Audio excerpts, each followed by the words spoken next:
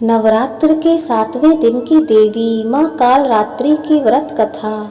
नवरात्र के 7वें दिन माँ दुर्गा की 7वीं शक्ति माता कालरात्रि की पूजा अर्चना की जाती है। माता कालरात्रि को शुभंकरी, महायोगेश्वरी और महायोगिनी भी कहा जाता है। माता कालरात्रि की विधिवत रूप से पूजा अर्चना और उपवास करने से माँ अपने भक्तों को सभी बुरी शक्तियाँ और काल से बचाती हैं। अर्थात माता की पूजा करने के बाद भक्तों को अकाल मृत्यु का भय नहीं रहता है।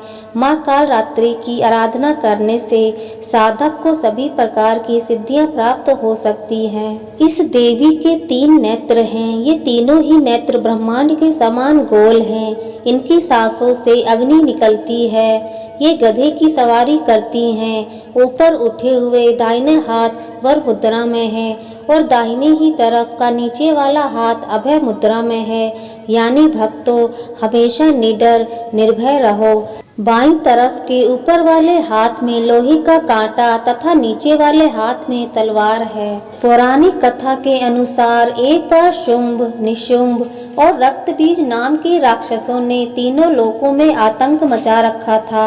इन राक्षसों के अत्याचार से परेशान होकर सभी देवता गण शिवजी के पास गए और उनसे इस समस्या से बचने का कोई उपाय मांगने लगे। तब भगवान शिवजी ने माता पार्वती से इन राक्षसों का वध करने के लिए कहा। तब माता पार्वती ने दुर्गा का रूप धारण कर शुंभ निशुंभ का वध कर दिया।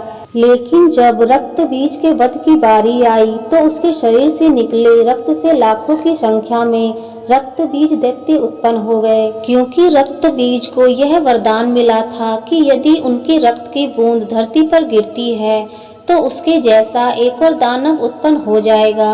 ऐसे में माँ दुर्गा ने अपने तेज से देवी कालरात्रि को उत्पन्न किया। इसके बाद माँ दुर्गा ने दैत्य रक्त बीज का वध किया और माँ कालरात्रि ने उसके शरीर से निकलने वाले रक्त को जमीन पर गिरने से पहले ही अपने मुंह में भर लिया। इस तरह रक्त बीज का अंत हुआ। माँ कालरात्रि पूजा मंत्र। माँ कालरात्रि की पूजा के दिन लाल चंदन की माला से इस मंत्र का जाप करना चाहिए।